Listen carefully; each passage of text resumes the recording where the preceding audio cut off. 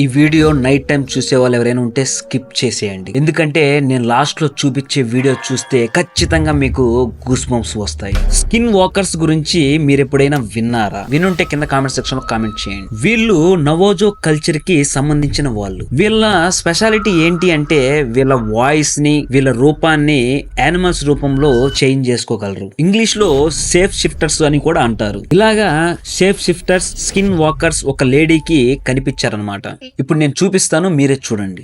You say hi? No? You don't want to say hi? What was that? Where are you going? Where do you think you're going?